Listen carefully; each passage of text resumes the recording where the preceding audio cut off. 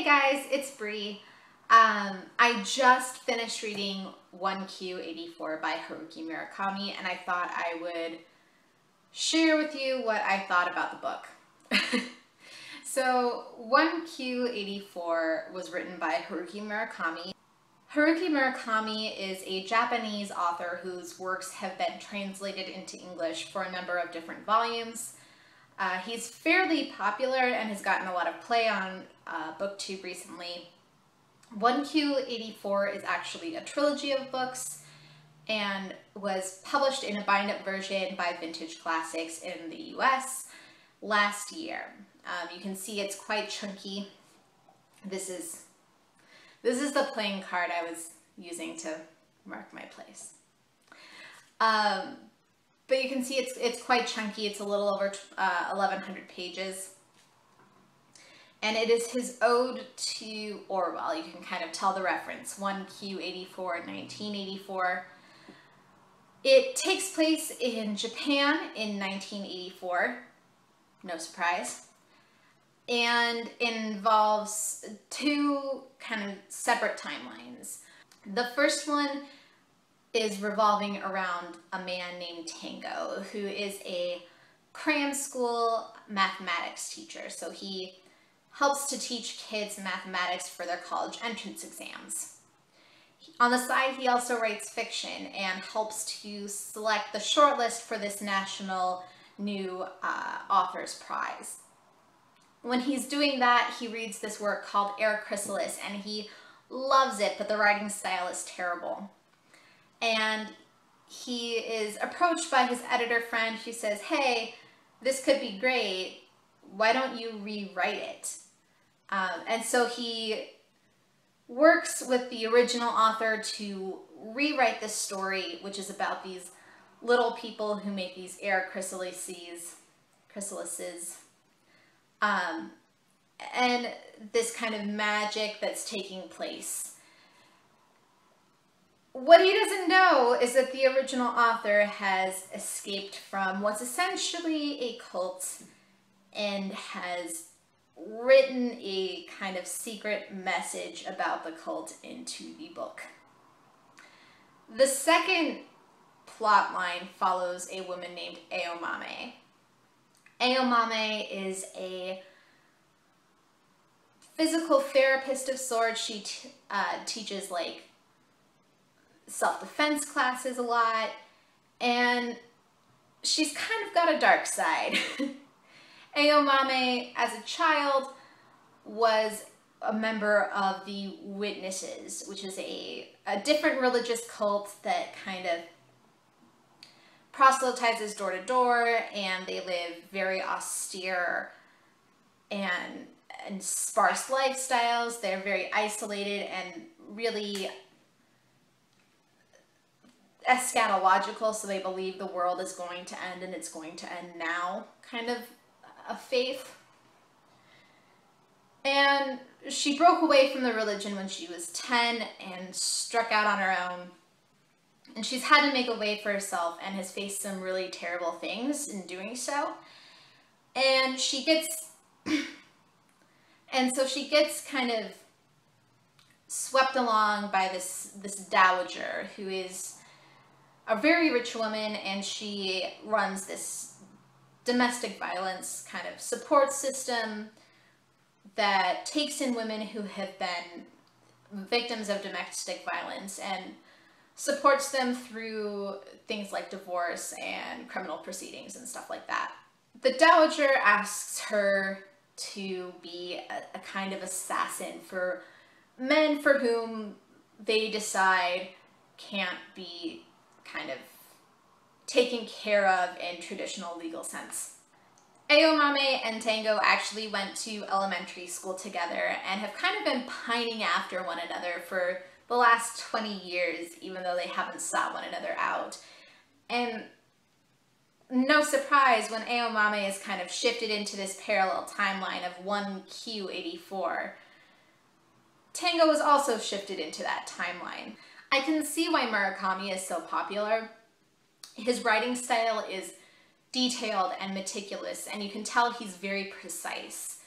I know that this is a translation, but that kind of writing style came through. You know, it's not overly flowery, but it's not unadorned kind of literature. I really liked the way that Murakami develops his characters and makes sure that the reader knows what their thought process is, and makes sure that that thought process is both logical and relatable. Murakami takes a lot of pains to make sure that his reader knows that these timelines are being kind of connected, that the reader knows where those points of connection are, why they're there, and kind of can see the web starting to form. I had a couple of issues with this book, some of which are bigger than others. I know that Murakami is trying to be intentionally alluding to 1984. I don't have a problem with that.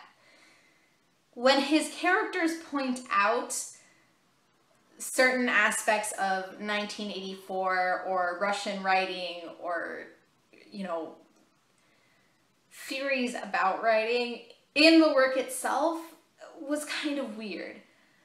For instance, one of the characters hands another character at one point a gun and says, and talks about this idea in writing that once you introduce a gun into the plot, it has to be used, right?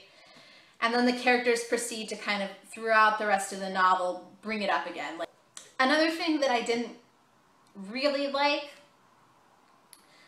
was that there were a couple of events and memories for the characters that Murakami kept coming back to, and each time that happened, he would reintroduce the situation. So here's my big problem with the book. First of all, for those of you who are sensitive to issues like sexual assault or graphic depictions of sex, this is not the book for you. Personally, that's not something that I have a problem with necessarily in books.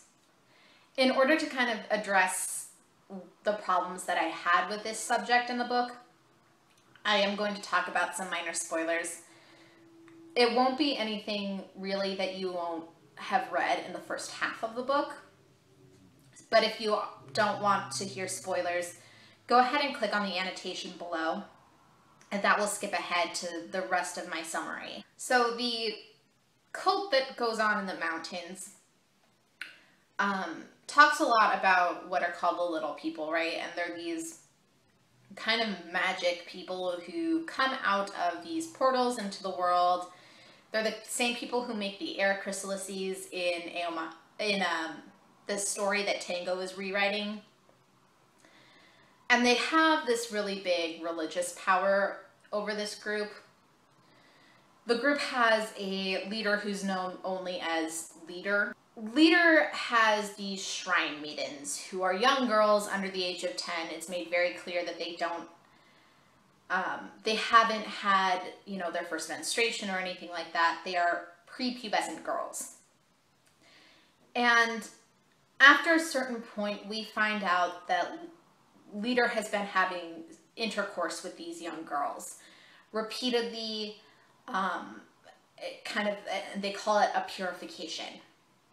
It's kind of like the girls have been split into two alter egos, and this is supposed to be the alter ego created by the little people who is then coming to have sex with the Leader in the hopes of getting pregnant.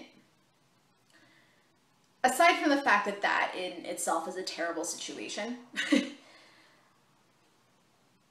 a lot of the interactions after that that Murakami describes, where Leader is speaking with characters,